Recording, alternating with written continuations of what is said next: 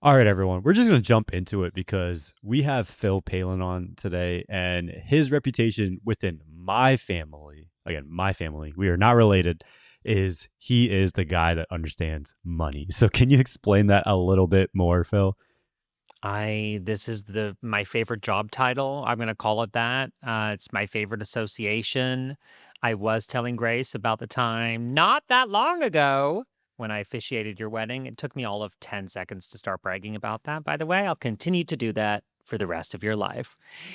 But your family came up to me after the family dinner. It was your mom, your grandma, and they were so cute, first of all, but they were like, "Oh, you're Justin's friend that's really good at making money." And so I thought it was appropriate to tell that story to Grace and now your entire listener base, because that's what the podcast is all about. So thank you guys for having me. Of course. I mean, how creators make money, right? Some people say CMO stands for Chief Marketing Officer. For you, it's Chief Money Officer. But with that, let's just dive into it, right? Because I think when we first met through a LinkedIn DM like connection from a friend, shout out Rob, um, you were still trying to figure out the whole creator space. You're kind of in this sort of in between spot. I think you were creating content, but a lot of it was like in the professional lens around like brand and stuff like that, right? But I would say over the past 2, maybe 3 years or so, you've really locked in on the creator side. And we've had a lot of conversations around this, whether it's affiliate stuff, and we'll dive into the one big account that you really have kind of going for yourself. But like, why did you start to make that transition away from being a very like brand focused persona and now more I'm Phil as a creator? Great question. A lot has changed in a relatively short amount of time for me career wise. So when I introduce myself, to this day, I say I have two jobs. My adult job is that I own a branding agency. That's what I've done for 15 years. I graduated Full Sail University, Central Florida, international student from Canada, hit the ground running, moved to LA, and thought, how can I pay next month's rent? Social media at its infancy, 2011, businesses, small businesses were trying to figure out what the heck do I do with this thing? And I had, I would say, like a knack for it. And so that was a relatively easy, or I would say like maybe a path of lesser resistance for me creatively, websites, logos. I wasn't great at designing them myself, but I could do enough of it that it was really useful for small businesses. So my first three clients when I moved out to LA, makeup artist, real estate agent, and a jewelry designer. And I helped all of them build their online brands. Some of them had logos already, some of them needed that. Some of them had websites already, some of them needed that. And all of them needed help figuring out like how do I use Facebook, Twitter, Instagram? Like, how do we even use these tools as a business? And that's something that I found interesting. Something I feel like I would have done as a hobby. So the fact that I was able to turn that into my job was really cool, and I never set out to be an entrepreneur. I never identified with that title. The thought was go out to LA because it's nice and warm and there's the entertainment business, which is what I wanted to be in somehow, some way, shape, or form. But I would go work in an agency. But the reality is I didn't get hired. I didn't get hired for any of those jobs, and I had to pay my rent. So I just stuck with the practical or the tangible skills that I had. So that's what I had done for well over a decade. Among my top clients, TV personalities, content creators, actually. And so, had you asked me around the time that you and I even met, really on LinkedIn, if you had said, Phil, are you going to be a content creator? I would have been like, no, you're crazy. That's what my clients do. That is not even on my radar. It was, so that's kind of funny to think about now, but it was me sending a tutorial to my client, screen recorded with my cheery voice saying, here's how to update your Squarespace website blog. It's so easy. And now you're going to become a blog superstar. Those aren't the exact words, but it was something like that. And my client said to me, Phil, why don't you post videos like this on YouTube? It was really entertaining to watch. I bet other people would want to learn these tips that you're sharing. And I thought, God damn, that's really good advice that I'd probably give someone else. But it's just I never thought of myself in that way. So for me, it took thinking about content as a way for me to prioritize learning and sharing of that information. So in my calendar would go a block of 2 hours to make a YouTube video, even if it kind of sucked. I have 2 or 3 hours to post once a week on YouTube. The advice I was given, if you're going to do this, you've got to show up consistently. And so I went with that advice. I started posting videos about branding, and I obviously got excited for people to watch the video, but I actually really just enjoyed the process of creating the content and learning from the process of creating that content. It enriched, I would say it helped me with my media skills. It made me more comfortable on stage. In many cases, I had a resource that I could send a client. Hey, instead of us talking about this for 60 minutes, go watch the YouTube video I made on this. And by the way, that cumulatively meant that I could increase my rates. I launched online courses around the time that I started YouTube. And my thought was like, create something that people can buy, create something that puts me in my best performance so that when someone wants to buy my time, it's a little more intentional and I can actually charge more for it. So that's like a little bit of the backstory on how this all kind of developed. Brands reached out, affiliates started to reach out, and it kind of just went from there. And that's awesome. That's like you start as like a tutorial to educate people, and now you start publishing it online, building in public. But I see recently you pivoted, not pivoted, but doing a lot of tools for AI companies, kind of adapting to that. I'm curious, like, what was that transition like, and where do you see it going with? Because first it was like the websites, and now there's like AI. Where do you see all this going? That's kind of the next part of the story, which was like, how did I begin that shift? It wasn't actually really intentional, but it was me. Let's see, video 30, video 32, it was in and around then.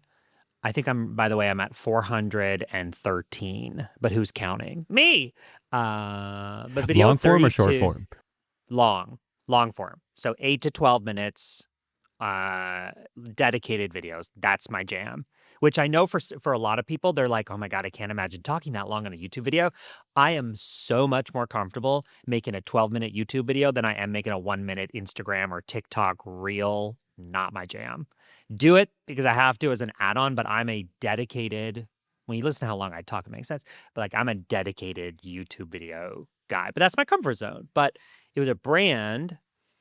No, sorry. Video 32, 3 free apps for content creation.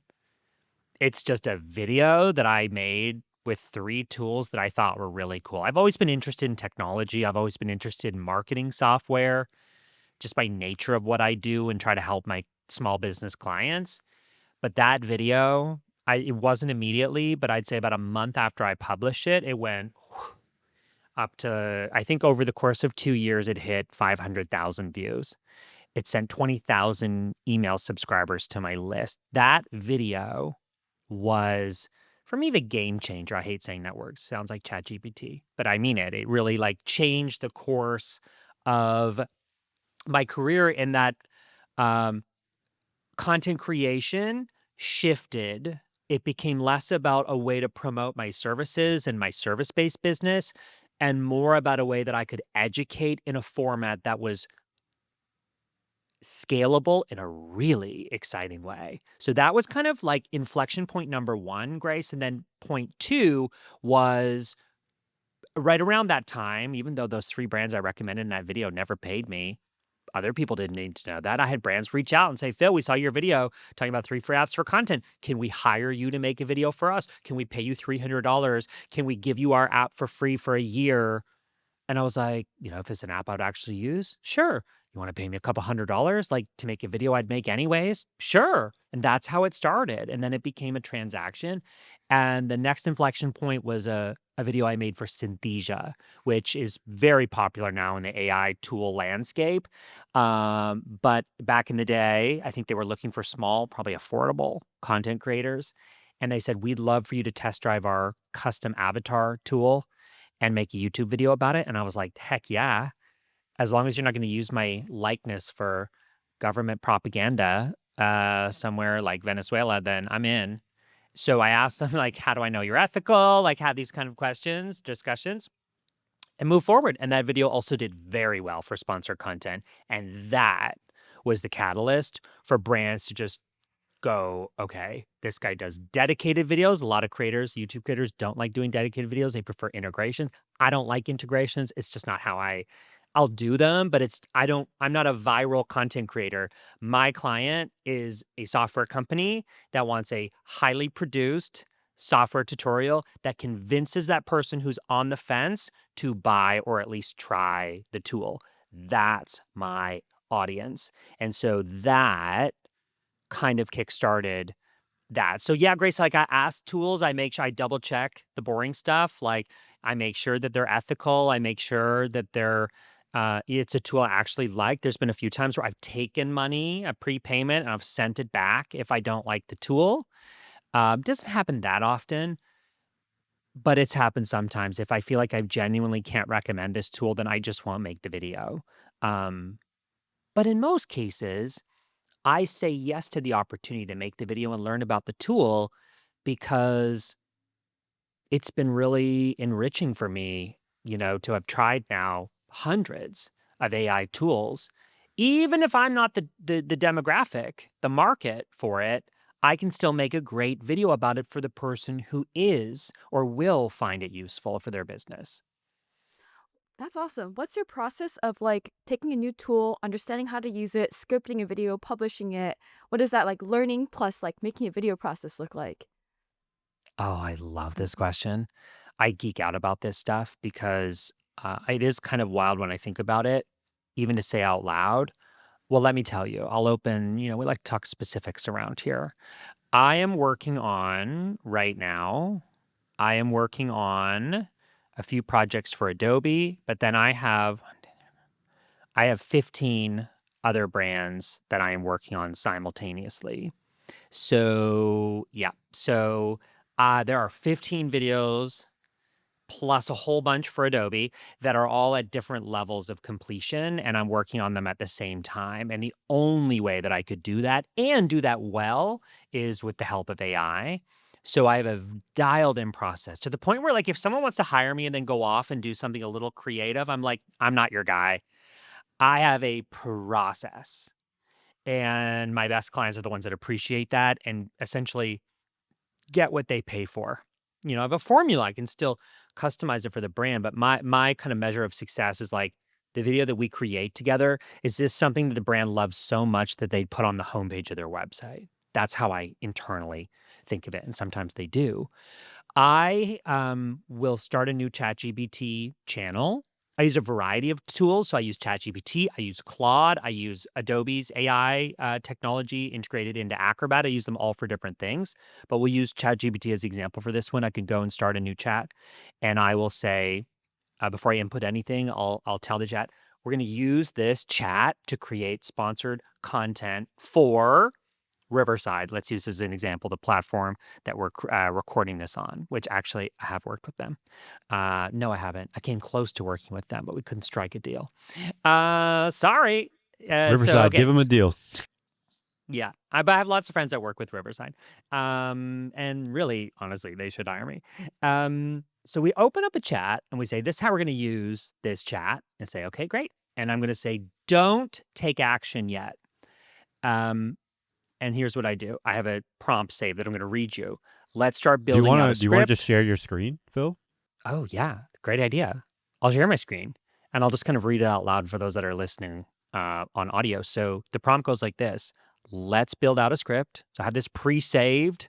I use a tool called TextBlaze to save all my most used prompts. And that way it puts less pressure on me to memorize it and recall it, which I'm terrible at, and allows me to just go back and finesse it over time. And that's how these prompts have become really powerful for me. Let's start building out a script. Let's do this in a few parts. One, you'll scan the brief and or the contract attached in addition to the details that I've agreed to below. Step two, let me paste a recent example of a YouTube script so you get a sense of my formatting. Normally 4 to 6 screen recorded sections. 3, I'm going to paste the homepage text from the brand's website so we can learn from how they position their own brand. Step 4, if we want to play dirty, I'll upload 3 competitor scripts. I'll just take their YouTube video, download it as an MP3, transcribe it, and upload. I don't watch the videos. I just take 3 examples of how other creators have profiled and featured these tools.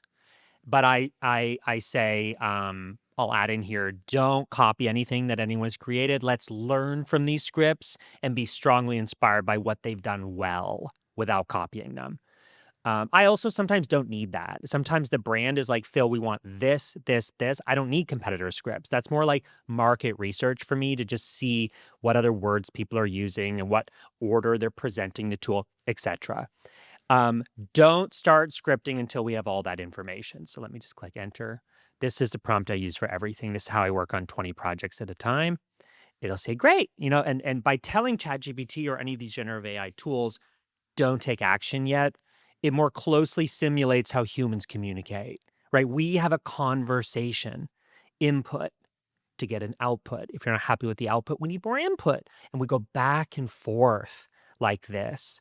This is one of my favorite ways to not only work efficiently, timing wise, but also this process allows me to create a killer YouTube video. Before I followed this process, it was a lot of me like dictating what you were seeing on screen. So I'm going to go ahead and click on this, and then I'm going to click on this thing. You obviously can see that I'm clicking on these things. But now, Justin and Grace, it's more like I'm saving time, or I'm making this difference in my business by thinking, blah, blah, blah, more strategy while showing the user. You've got very short attention spans nowadays, people that are watching TV and then have a second screen, right? So we have to keep their attention. And I find that this scripting process allows me to be strategic, informative, educational while being demonstrative. Gotcha. So how close does this prompting get you to your final script, would you say?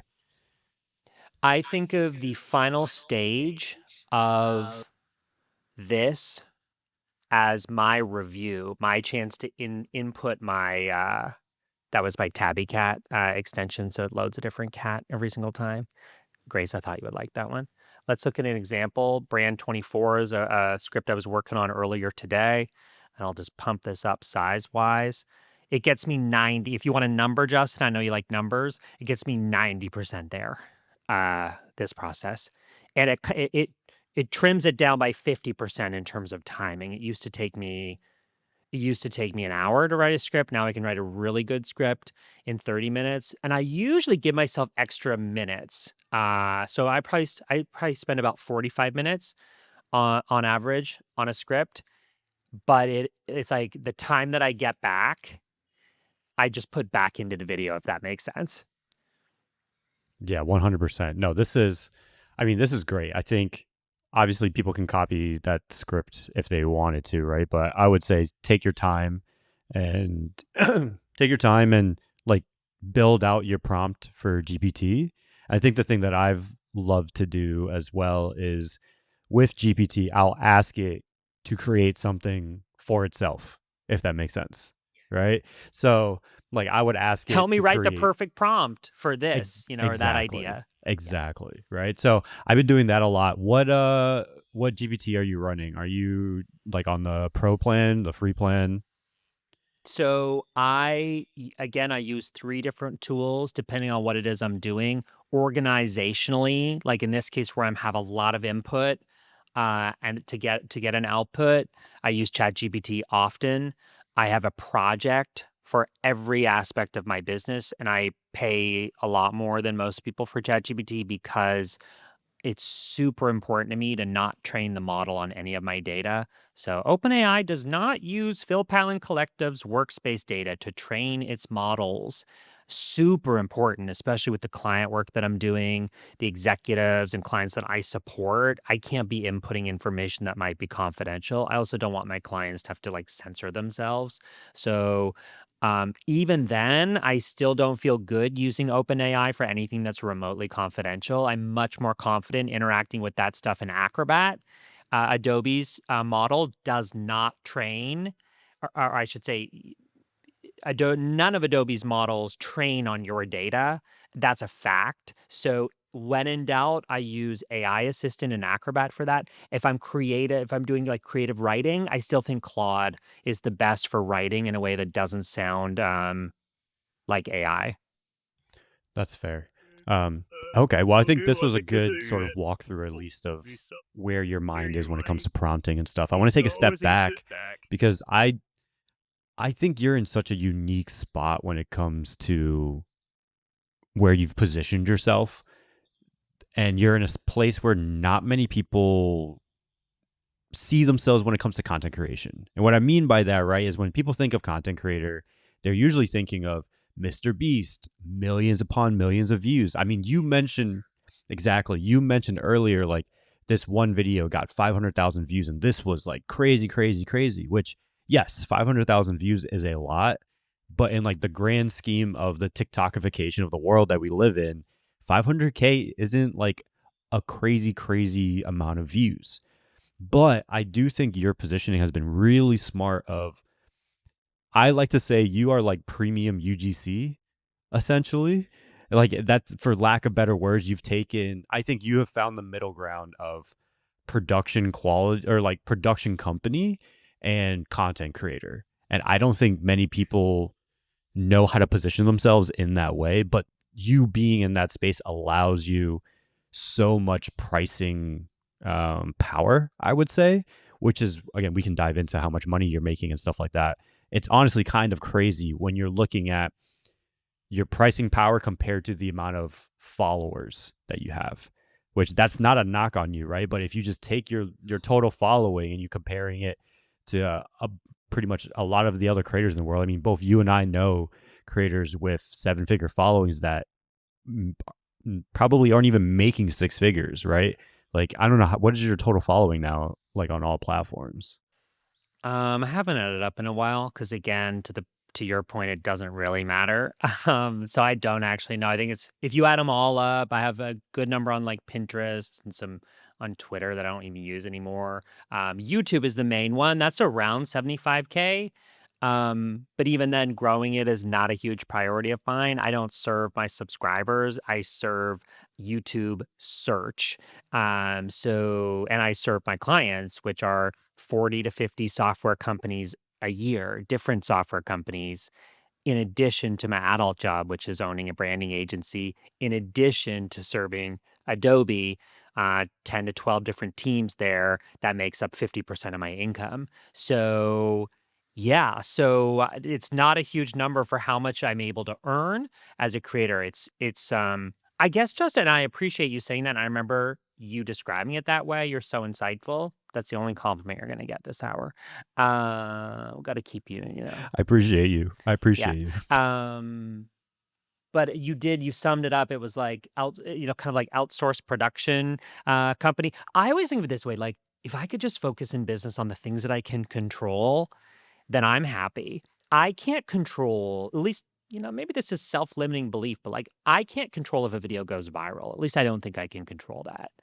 I could potentially put more effort into making sure that it does, but that's not the type of content I actually enjoy creating. I love creating educational content, and brands, as seen by the demand, brands love for me to create that educational content for their customers, independent of views. Obviously, we always want views, but what's far more important than a view or even watch time in a video is that someone clicks the link in the description of the video and tries and or buys the tool. That's my job. And so I don't get paid. I never do a deal that's conditional on views or conditional on purchases. Um, I started working with a handful of brands, and sometimes they'll like try you out for 1 or 2 videos, and then they say, your payment is conditional. This was actually the situation with High Level. They're like, they use content creators as basically their outsourced sales team, and I stopped working with them. They said, your next payment is conditional on views and performance, and I was like, nope. No, it's not. That's not how I work, and to be honest, there's a lineup of 20 to 25 brands. So I just it's been amazing, you guys, because I get to I have a business that's built around the things I can control. I love making videos. I love working with these companies. It's a lot of people that are enthusiastic, excited, startups. I love researching. Like everything that I get to do as part of making a video brings me a lot more joy than even standing on stage and delivering a keynote, which 10 years ago I thought was my dream was to become a keynote speaker. And now I'm like, good luck convincing me to get out of pajamas and fly halfway across the world for X number of dollars. I'd rather just make 3, 4, or 5 YouTube videos in place of that.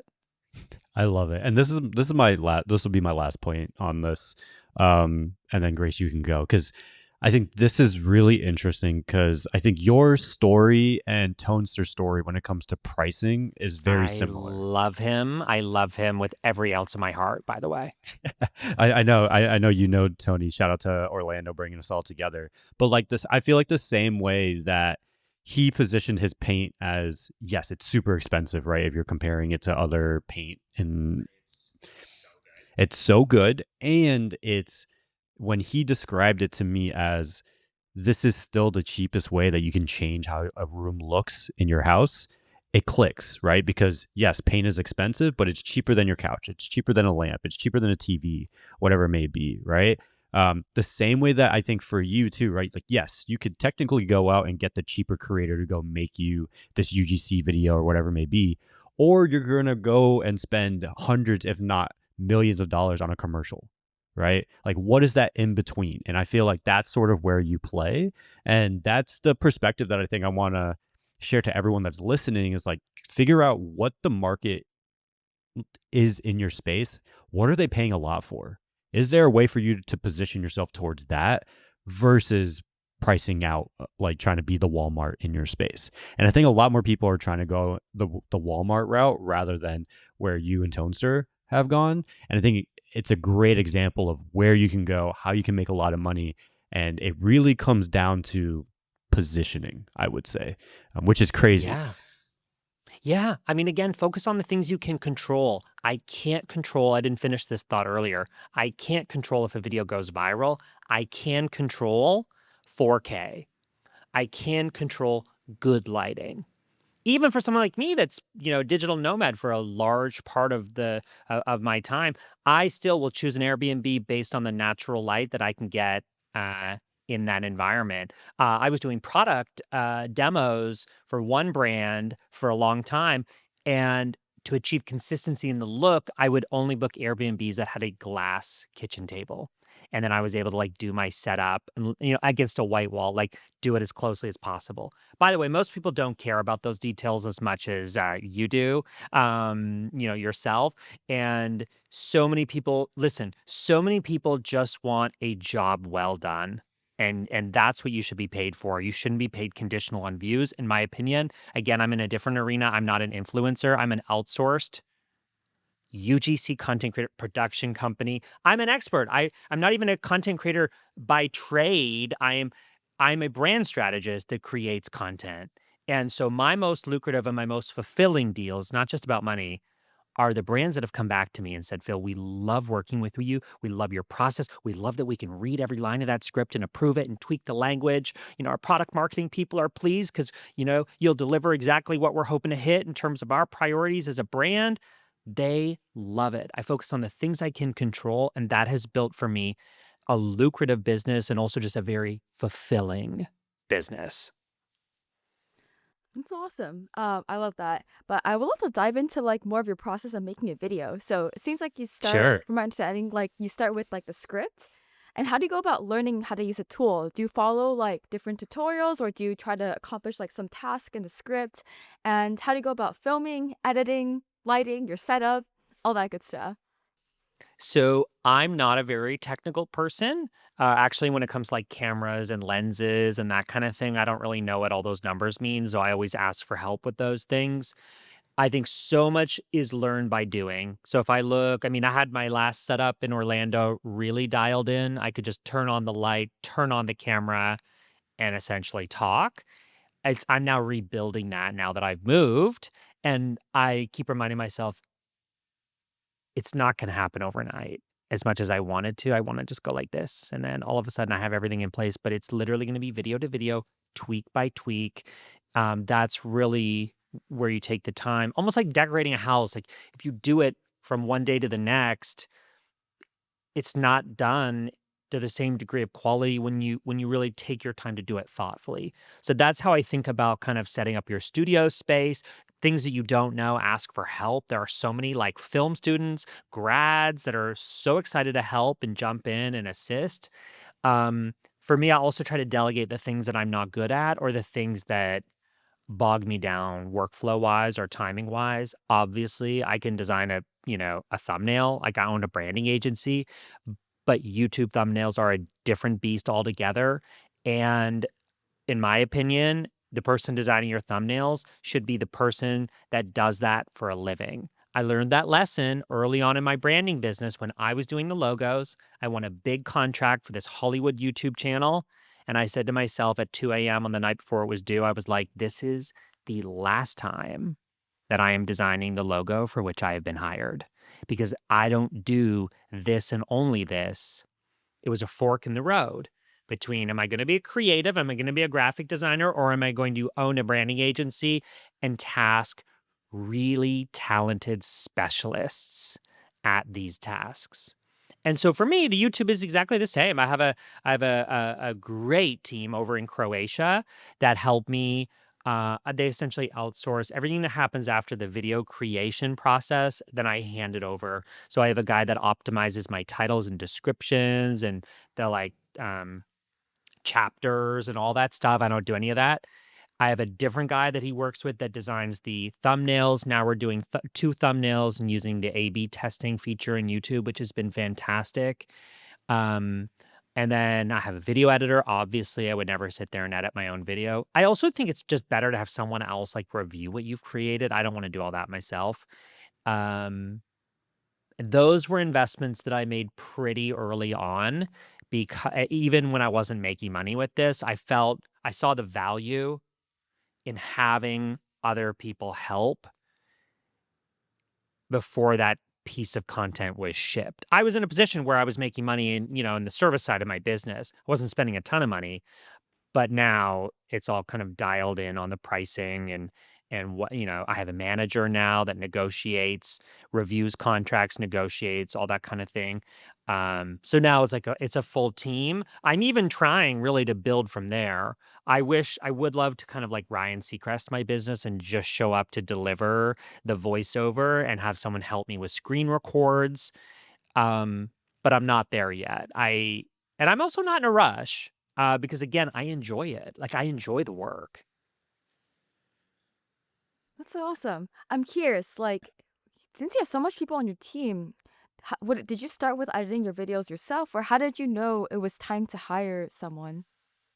I am lucky in that my partner, my life partner, is a video editor, also self-taught. So that was like a project for him. And when I started posting on YouTube, we were kind of navigating. He's much younger than me. Although I just got Botox and it looks great. I'm just noticing in this Riverside thing, I'm like, oh, this forehead doesn't even wrinkle. Honey, we pay big bucks for that. He learned video editing, self-taught from YouTube. Also has the same like attention to detail, and that's hard to find. So we work together, and what's super cool is that we both love to travel. He's also a content creator, creates travel content. For work, he edits all of my video content, which for YouTube alone is a lot of work, but then you add in all of the product stuff that I do for Adobe. And it's a lot of work and it's a lot of responsibility too. He's got the After Effects files for the animated A that goes on broadcast media and, stadiums and probably Super Bowl commercials. I don't know if they've been in there recently, but like he has those files that he's trusted as with those together we create, all of that. That's kind of been like, the reward of like the YouTube stuff, really treating it with care has led to brands trusting me to represent them. That's the big budget stuff. When a brand comes and says, Phil, we'd like, for you to create a 10 video series on behalf of Adobe. that's where I'm not just hopping on camera reading a script that someone has wrote. I'm developing and producing that over like 6 to 8 months. Like those are the projects I love. Let's dive into that a little bit more, because I think that's a side of, again, the production, like UGC, whatever we want to end up calling this little niche that you sit and fill. I don't think a lot of people are familiar with that, right? So Mm, I think traditional brand deal that most creators are probably used to is brand comes to Grace, myself, Phil, whoever, right? And is like, hey, we want you to use our product, make a video about it, integrate it into your video. We'll pay you X dollars, or maybe we give you an affiliate deal, whatever it may be. But we're not talking about that here. Like, walk us through, again, let's talk a little bit more about a 10 video deal. Like, what does that look like? What are you actually doing? Because that doesn't seem like it's a 2-3 week turnaround type of process for that. sure. So, yeah. Okay. So I feel like YouTube, for me, the YouTube channel has been proof of concept to win some of these bigger jobs. It still is, obviously YouTube is a big part of my income, not from ad revenue. I get, I mean, really pretty a small amount of ad revenue, maybe around $1,000, $1,200 a month, something like that. In comparison to the amount that I get from brand deals, that's 30% of my business. So non-Adobe brand deals will be 200, 225, 250 this year, depending on where we land. Like, that's a significant amount of money, and that's not even the main part of my business. So again, I do quantity. I love working with a lot of tools and trying a lot of different apps. So I probably say yes to more one-off deals than I should or have time for. I'm often late on my videos, but you know what? This isn't rocket science. And honey, if you need to wait an extra week for me to create something beautiful, then you're just going to have to wait. I could have never said that in my branding business, my service Or businesses. pay Like, more. Pay more for or the, pay more. Yeah, or pay right? more. Well, the truth is, Justin, people do pay more, and those are the projects I prioritize. And to a fault, I do too much myself because I love the work. So in that respect, I don't feel that bad when a brand has to wait a week or two because I work for brands like Adobe and an example project, Phil, create 6 dedicated videos that walk people through the free or the premium features in Adobe Express. That's not like me just making a video for my YouTube channel. That's me working with product marketing, a project manager, layers of reviews and approval and detailed feedback. That's not just representative of my video and the language that I use as Phil Pallen, but like bigger decisions, like priorities of a company and their marketing and their personas that they're chasing. Like the video is almost like a catalyst. It's like it becomes really tied to some of these big budgets and big decisions. Um, I would say just on average, like a small project for me, um, I'll say yes to a YouTube video for $3,000. A one-off deal, hopefully in there, or maybe we can ask for a little more if we include an Instagram reel, which doubles as a YouTube short. I just switch the ending. For YouTube short, I say, click the link in the description to try this tool for yourself. For Instagram, I would use ManyChat and I would say, comment brand24 and I'll send you a link to try this awesome tool. I just record 2 outros and then we have 2 different deliverables. I don't really worry too much about TikTok. So it's like Instagram, email, um, blog posts. I like making it's fairly easy to write those with the help of AI after I've developed long form video, dedicated video. So a small project for me would be $3,000. That represents kind of an entry point for like video only, right up to $50,000. I have a few projects at that budget range that are more involved. They take a few months. I get to chip away at them. And for some people, those projects might drive them crazy because there's a lot of edits and a lot of nuance, but I like it because I'm getting paid to make it. So it doesn't bother me if something has 6 or 7 or 8 layers of review and edits if I'm getting paid for it. I typically structured as a retainer. They would pay me that amount. I charge $500 an hour as a creator. That is my time. That is nowadays, like whether I'm working with a client or I'm working on a project, a one-off, or even a brand, that is how much I base my time on. I track everything down to the minute. Grace loves these specifics. I just know it. She just loves this. I track it down to the minute. Sometimes I'm over budget, sometimes I'm under budget. Um, and what is beautiful about that is it informs now the next deal that I do. I know charge a little more, charge a little less, or maybe not, no, not charge less, but include something more as a bonus. If I come in at, let's say, 75, 80% of the budget, then I will wholeheartedly say, hey, brand, you've been so easy to work with. I want to say thank you. We didn't have this in our initial scope, but I'm going to push this out to my email list at no additional cost to you. Okay. Why not? Right. I think it's fair. If they're easy to work with, like, why not reward them? And likewise, I'm at 125% on this other project budget usage. And so I know when we go to do a deal with them again, we have to charge more. And or if it starts to creep up beyond then I get my manager involved and we say, listen, we're here because there's been two rounds of review instead of one. This is starting to become a different kind of project, you know? And this happens occasionally.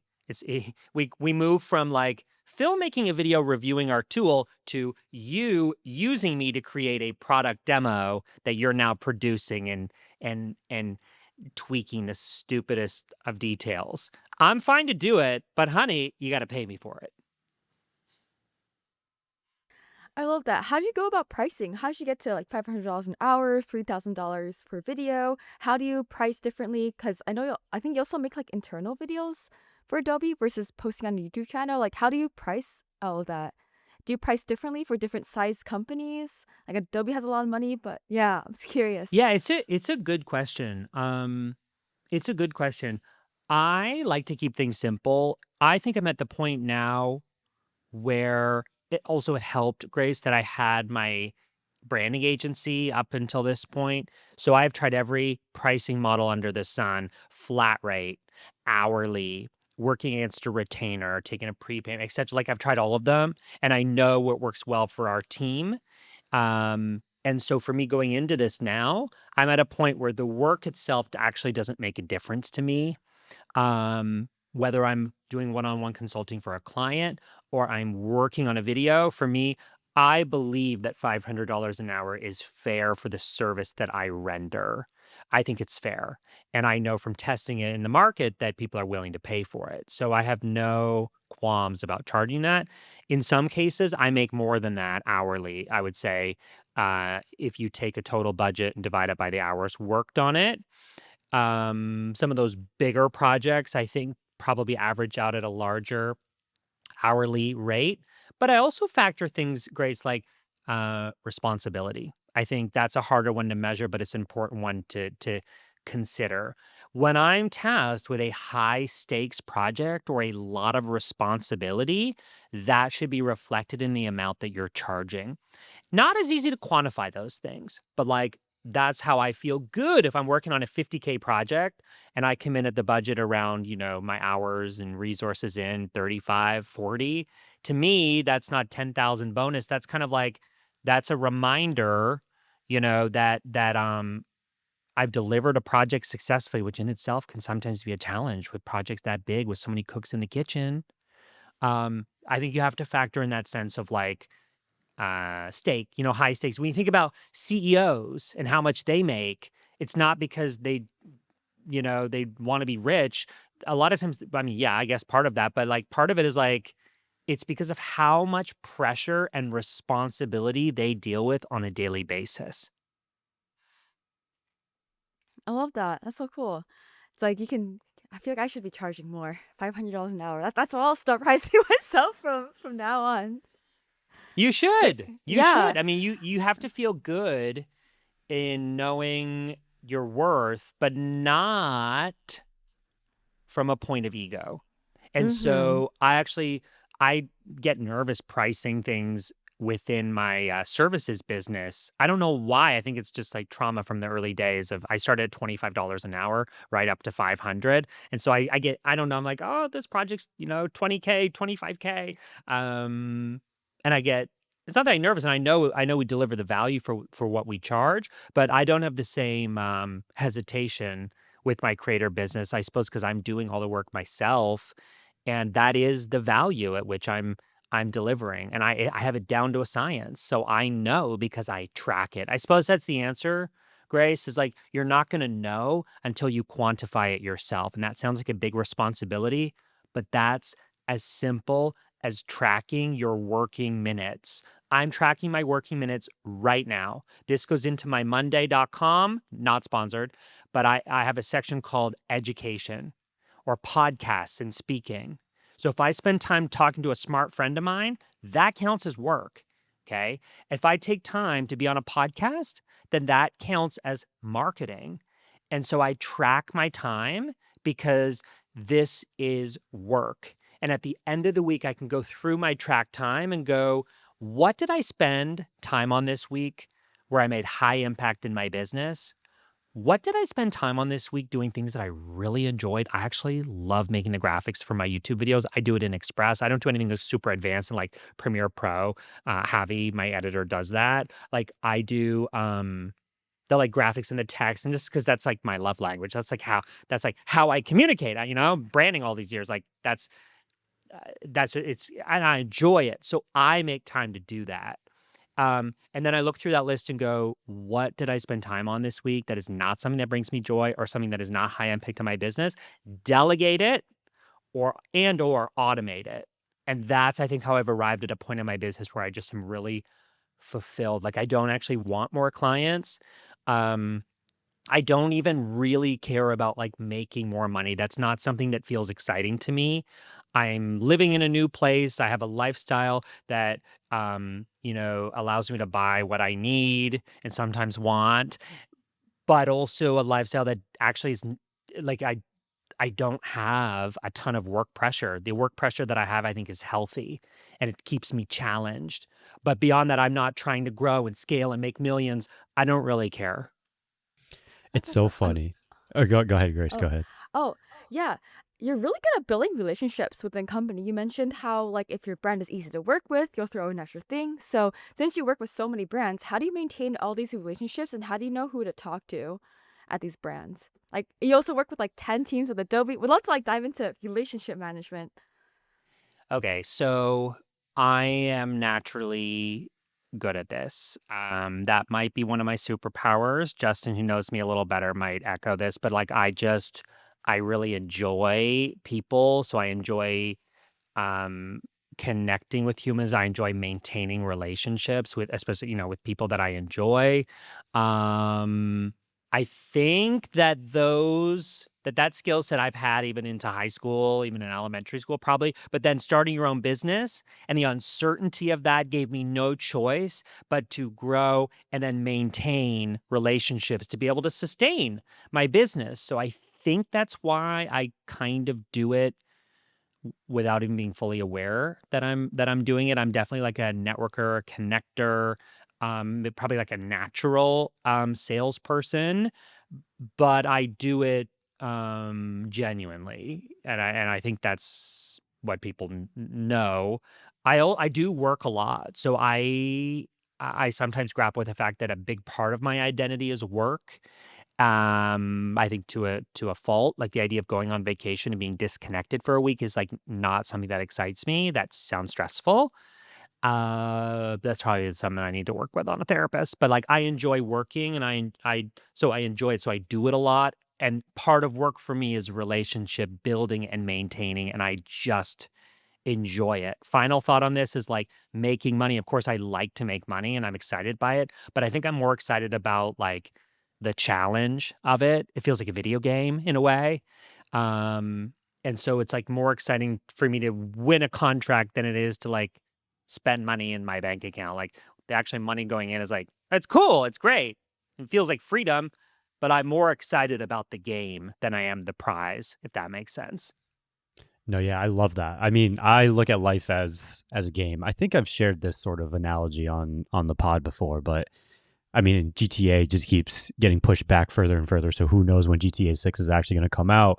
But I just sort of view life as GTA, maybe less crime, but the same way that GTA is really hard to beat without cheat codes. I think of life the same way. There's a lot of these cheat codes that you can pick up listening to things like this podcast and meeting people like Phil and stuff like that, where once you pick up that skill or whatever it may be, that allows you to be really successful in life or maybe jump to the next level. And the reason that I said that what Phil was talking about was funny earlier was because you mentioned, oh, I'm not here to like try and make millions, blah, blah, blah. And like, I'm going to call you out a little bit because if you do some of the maths that Phil was talking about earlier, you'll see how much money he's making. I won't put the number out there, but you can backtrack all of the little sort of crumbs that he left in there of 250K, this percent, yada yada yada, and you'll see when people say I'm making six figs, usually they mean 100, 200K because it sounds cooler than saying 100 or 200K. I'm telling you now, Phil is blown by that. He's probably approaching seven figs. Low seven figs, but Approaching. approaching Yeah, seven figs. I'm not quite at 7. I think in order to hit 7, I'm definitely gonna have to hire more and be a little more disciplined on hitting those almost like not just like monthly goals, but weekly goals. Um, so I'm not quite there, but I'm close. Yeah, I'm very close to it. But I'm also at a point like, I don't know, maybe this is me like approaching 40. Oh my God. But it's me kind of going like, yeah, I could have more if I work a little harder, but there's almost like a point at which like yes you can have more but with more comes more responsibility, full-time employees having to do like all the benefits and that kind of thing. Up to this point I've only had contractors. Like there's something to be said about like a simple business.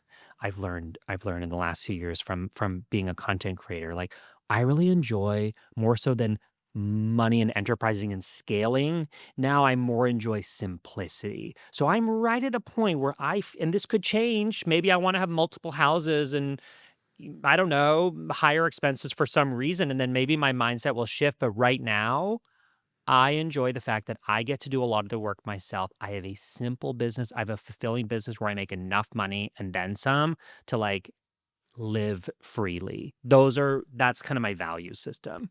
For sure. And I think when we have you back on, if you want to come back on, I think that'd be a great conversation to have over the next like 6 to 12 months is like, well, where does Phil want to go next? Right? Like, does he want to build I'm sure you'll hit seven figures over the next 6 months, but do you want to build a $5 million business, $10 million business, etc.? There's no right or wrong answer there, but I think understanding the mindset between the different types of businesses that you can build is really interesting. I mean, even Grace and I talked about it, I think it was last week, where we're like, I mean, if we can grow this pod to get hundreds of thousands of dollars of just cash flow for this thing, it's super simple to stand up to your point of freedom, right? Like that's Yeah. all the financial stability that you realistically need. Everything else is Yeah. cherry on top. And sure, if people want to dump a bunch of cherries on top, I'll take it, right?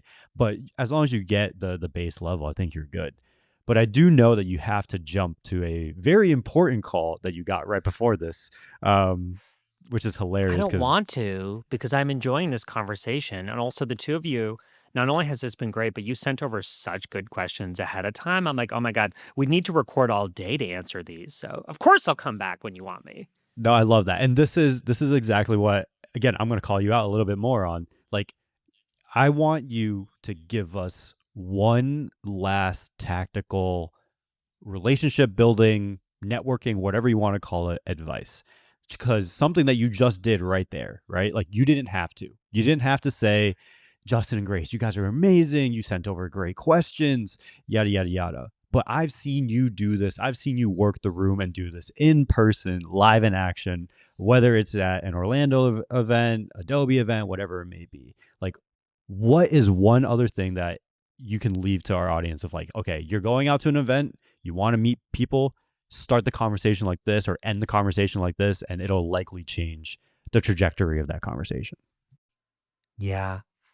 I mean, the first thought that came to mind, maybe just to set this advice up, is you do not need to be at a certain level of subscribers, followers, in order to uh, qualify to be in this kind of creator economy. I mean, to a certain point, there might be a threshold that you need to hit for brands to start reaching out to you. But I think so often, more often than we realize, humans just want to connect with humans. And that there's so much to be had in just in that human connection. So that's what I would say to start is like, don't disqualify yourself immediately because you're not at a certain goal or a certain number.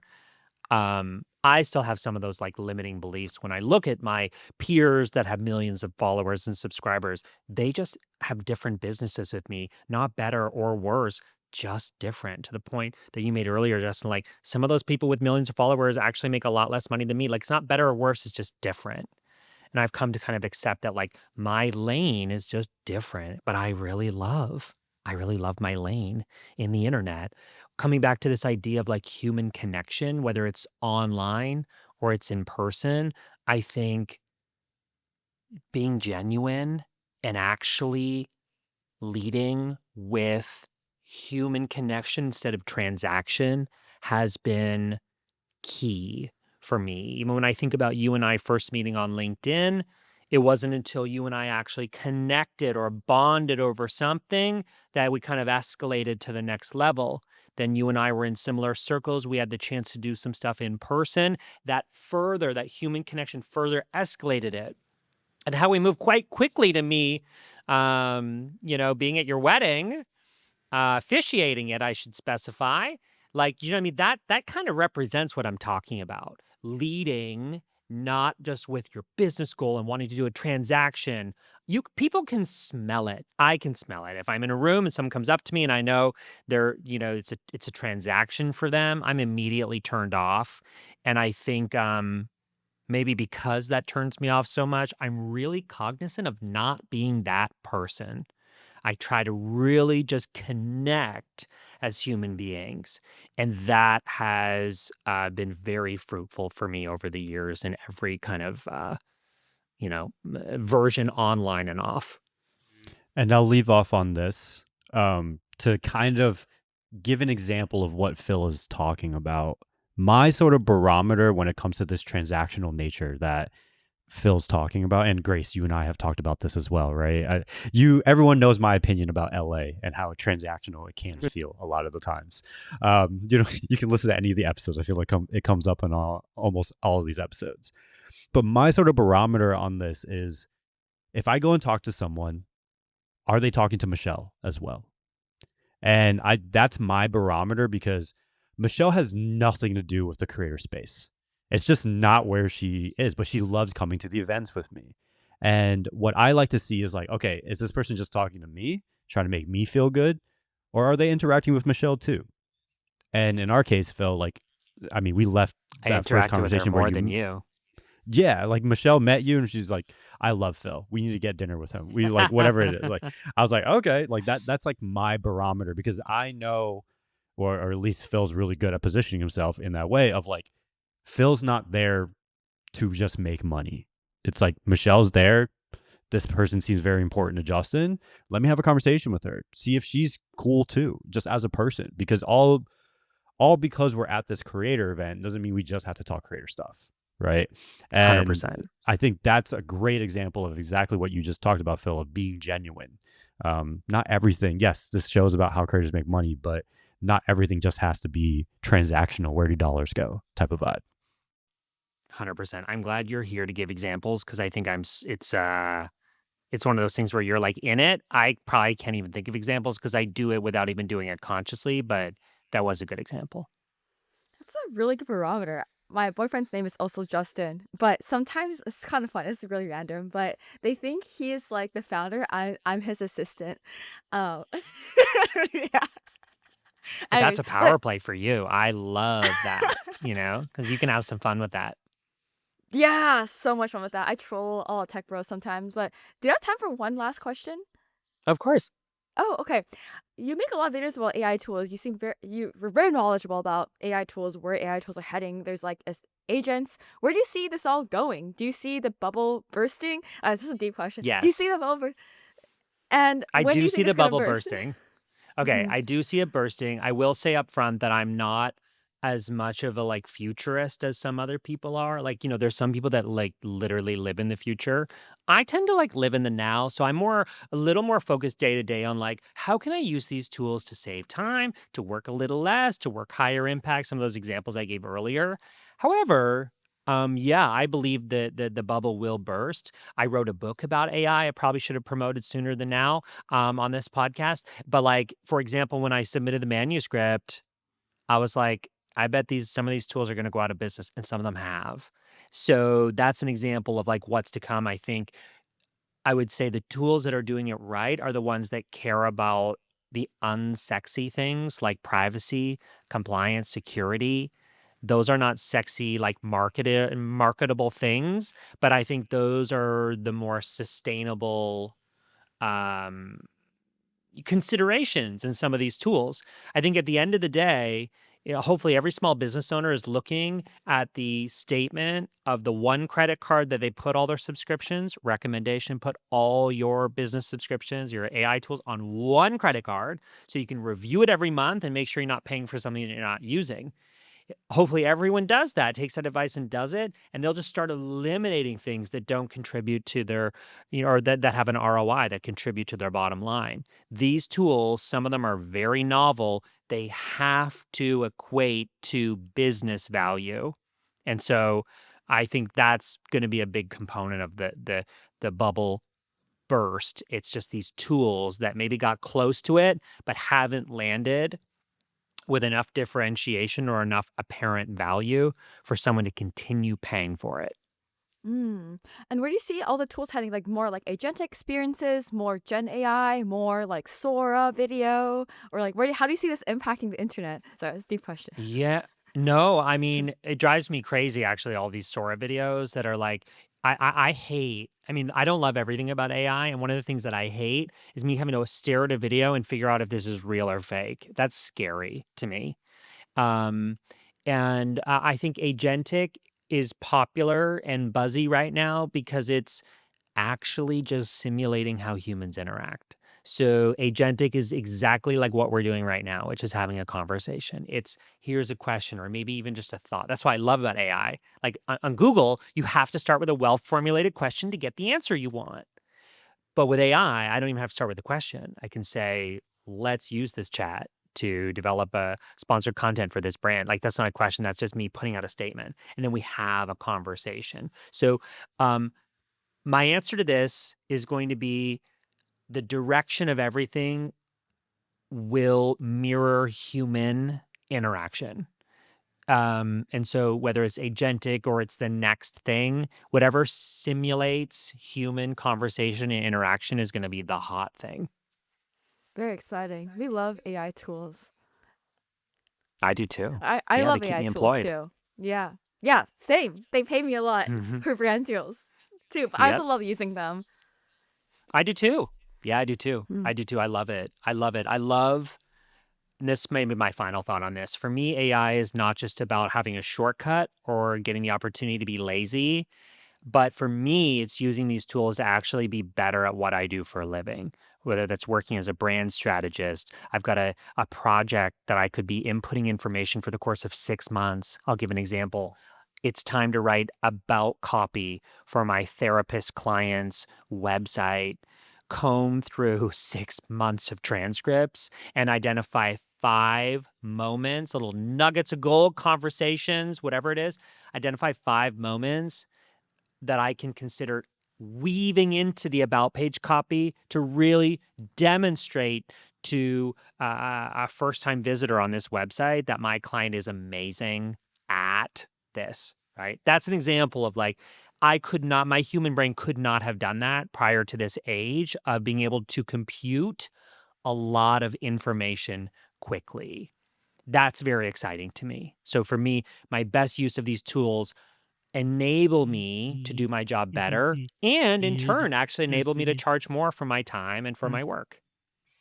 I love it.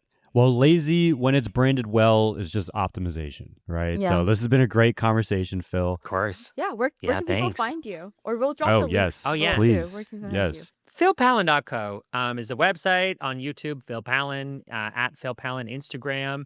On my website, I keep track of the AI tools that I recommend. I also have a book on Amazon, AI for Small Business. So there's a few places you could find me. If you took the time to listen to this, reach out on Instagram or LinkedIn and say hello. I look forward to it. All right. Now see you guys next time. Peace.